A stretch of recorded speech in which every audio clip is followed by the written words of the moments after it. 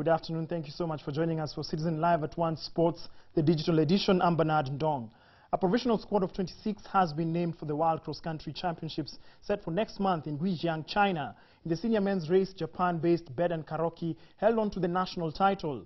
The defending champion cut the tape fast in a time of 35 minutes, 8 seconds, and he was followed by world half-marathon champion Geoffrey Kamworor and African cross-country champion Leonard Barsoton.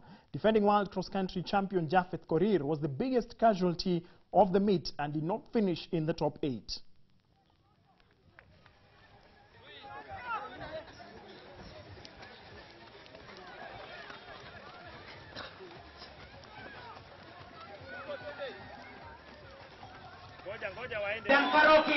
Bidan Karoki anakuja National Police hapa. National Police anakuja Geoffrey Kipsang.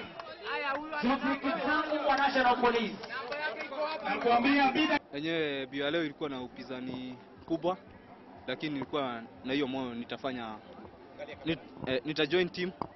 So nilikuwa najua nitajoin team, lakini sikuwa najua kama nitabeba, lakini nilikuwa nasema nikibeba ni sawa. Lakini kitu ya kwanza ni make team ya kwenda China.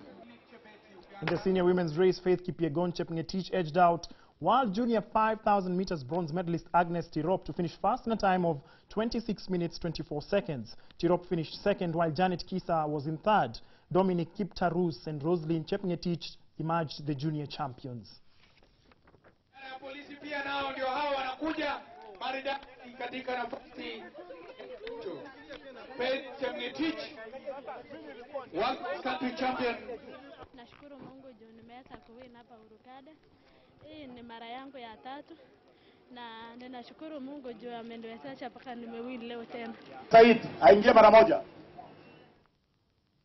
Let's head on to football, where Shabana FC has shot to the top of the Football Kenya Federation Premier League with a hard-fought 1-0 win over fellow newcomers Nakumatt FC. The match that was played at the Machako Stadium brought together top FKF administrators as well as fans of Shabana FC donned in their red and white team colors. Shabana took the lead at the half-hour mark with an own goal by Nakumatt defender Isaac Mutanga. Despite the heavy rains in Machakos County, both sides created chances that they failed to convert. This was the first match of the FKF Premier League. The other match scheduled for the weekend never took off as Posta Rangers declined to play Kakamega Homeboys. The 18-team FKF Premier League is a splinter league to the usual 16-team Kenyan Premier League. KPL is set to kick off on the 21st of November as 2 leagues are officially played in Kenya, each claiming to be the top-tier league in the country. Football governing body FKF and the Kenyan Premier League failed to agree on the number of teams in the league linked to the 2 leagues in the country. Let's head on to handball, where the National Kenya University League concludes this coming Saturday after the conclusion of the penultimate rounds last weekend at the St. Paul's University grounds. In the women's competition, it was a low-scoring round as Mount Kenya University secured a slim 9-6 victory over the hosts St. Paul's. Technical University of Kenya narrowly edged Kenyatta University 17-9. In the men's competition, Strathmore University outclassed KU's Roiro branch, hammering their opponents by 33 points to 9.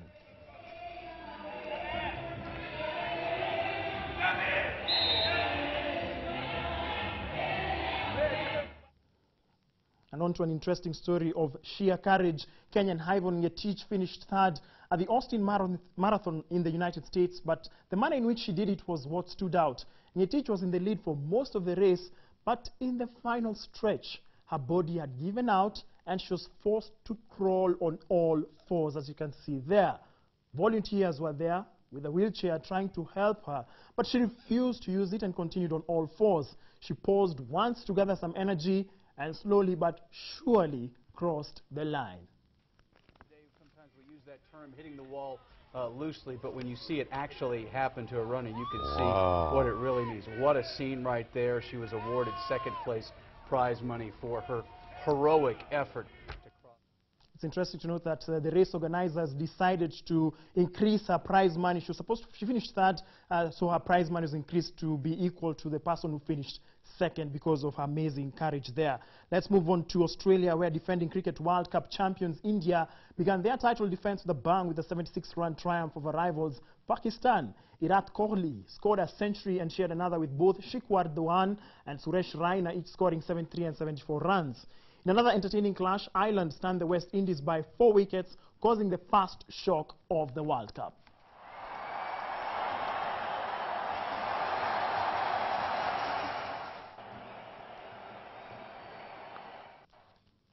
Let's move on to the beautiful game where English Premier League side Arsenal has sailed through to the quarter-finals of the FA Cup after an emphatic 2-0 victory over Middlesbrough Sunday night. Olivier Giroud struck home both goals within 2 minutes to propel the Gunners into the last 8 of the competition. Manchester United will be facing Preston tonight in the FA Cup.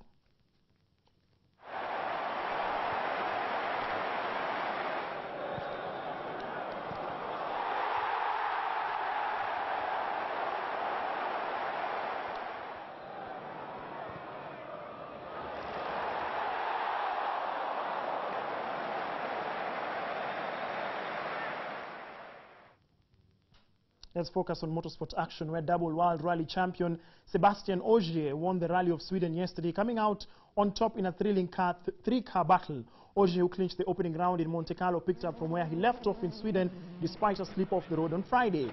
Belgium's Thierry Neuville excelled on Saturday's late stages, catching the Frenchman and taking the lead from Mickelson in the final stage of the day to lead by 1.8 seconds overnight.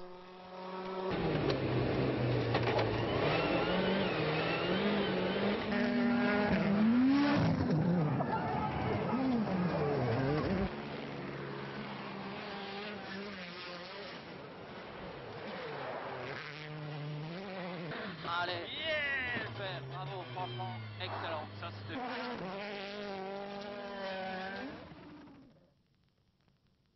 That marks the end of Citizen Live at 1 Sports, the digital edition. I'm Bernard Ndong. Let's get sports some other time. Remember to click here to subscribe.